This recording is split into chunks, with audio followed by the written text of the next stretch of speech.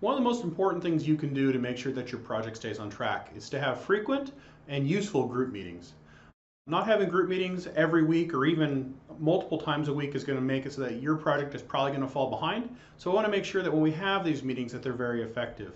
I think there's three important elements of every group meeting that you want to make sure you've addressed ahead of time. One is roles, to make sure everyone knows why they're at the meeting and what they're supposed to be doing. Another one is to make sure that everyone comes prepared to a group meeting. And then finally, it's important to make sure that at the end of a meeting, everyone knows what they are personally responsible for, as well as what the group as a whole is going to try to accomplish before the next meeting. Let's talk about roles, however. There's lots of models for how you can conduct a meeting and how you can do this. This model I'm going to show you is something that I like, and it works really well in all the meetings I've been involved in. And you need to have three main roles or three main jobs that are taken care of in every group meeting. You need to have a facilitator, a recorder, and a reflector. So let's talk about the facilitator. The facilitator is the person that starts the meeting, keeps the meeting on track to make sure that you have everyone is sharing and communicating at the same time. They're also the person that ends the meeting on time. They're not the person that per se leads the meeting, though that term can kind of be interchanged, because the leader just talks and talks and talks at the meeting. A facilitator helps make sure everyone communicates at the meeting. You also need to have a reporter or a recorder. This is the person that takes notes. Now, everyone at the meeting needs to take their own notes, but someone should have the dedicated job of producing a set of notes that are emailed out to everyone that was at the meeting. This acts as a backup set of notes, as well as kind of an official or formal record of what was said and what was discussed in the meeting. I cannot overemphasize how important this role is at every meeting you would have. Another role is the reflector. So the reflector is a person that kind of takes a step back from the meeting itself and kind of says the hard questions or says the hard comments like, hey, that meeting didn't work very well, or hey, you're not doing your job, whatever it might need to be. But what's important is this person is selected ahead of time, not during the meeting, not like on the cuff, they're the person that talks about it. They're the person that ahead of time, everyone agrees you will be critical. Everyone agrees you will be the one that says, hey, we're not doing a good job. You always want to make sure that you're prepared for the meeting. So being prepared for the meeting, you want to make sure your personal work is done ahead of time. You don't want to be doing it last second. You want to make sure that it's in a shared space. No one wants to watch you spend a minute struggling to find some web page that you had seen once or some file somewhere. That's a wasted minute of everyone's time. Come prepared and with your material ready. Make sure that when you're at a meeting, you're present. You want to be sure that you're actually there and focused on the meeting. That's going to make the meeting shorter and more effective. And if you find that because everyone was present, a meeting is only 5 minutes long, great, it's done after 5 minutes. But be present so that you know that it is actually completed.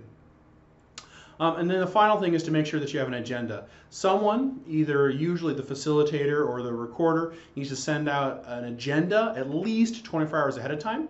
This can act as a last-minute reminder of what everyone said they were going to do, as well as it gets everyone in the right mindset and they know what they're going to talk about at that next meeting, at least the basis. So then you actually need to have the meeting. You're going to make sure you come on time. So being late wastes everyone else's time.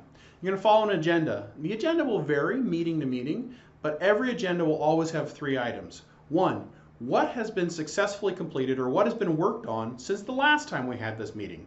Now remember that this meeting is a group meeting we're talking about, but it could also be a stakeholder meeting, which would have different set of things that were accomplished between the last stakeholder meeting and this meeting, excuse me.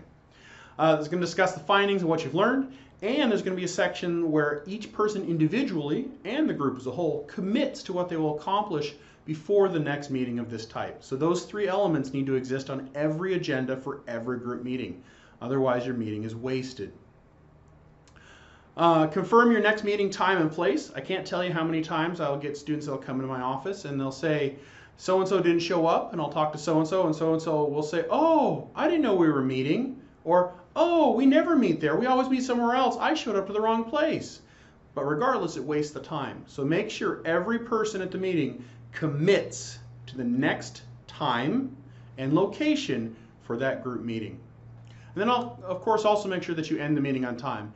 If you end up having a meeting go longer, people will start to be focused on the next thing, and the effectiveness of your meeting goes down. Before you have any meetings, though, you'll want to set up some basic ground rules. These are important to talk about ahead of time before you're in the middle of the meeting and people are getting upset because they don't agree, they don't have common expectations. So talk about attendance and lateness, what's considered late, what's not. Talk about how do you participate, do you have to show something every time, what do you need to do, how do you deal with interruptions, how are you going to make decisions, especially if not all members agree to the decision. And then a big one, probably the number one thing that's going to help your group stay friendly with each other is quality of work. What is considered good enough versus what is not? And specifying that in a way is very important. And this is a really challenging thing to do. It's impossible to do if you're trying to figure out quality of work while looking at someone's work, because invariably that someone might be feeling defensive or whatever it is, and it's not the time to have the conversation. So talk about it ahead of time.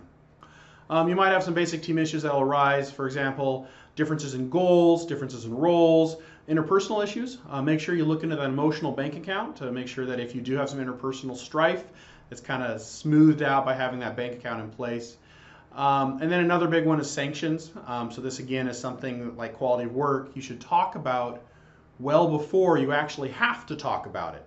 That way everyone's on the same page and it's just, oh, okay, that's what happens, not why are you doing this to me? Well, we agreed upon it 3 months ago. Oh, okay, that makes sense. All right. So some takeaways from this brief introduction to group meetings.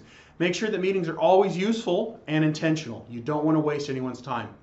Make sure everyone has a planned role and they know why they're at the meeting. And then make sure you have an organized agenda, and that organized agenda is released at least 24 hours ahead of each and every meeting.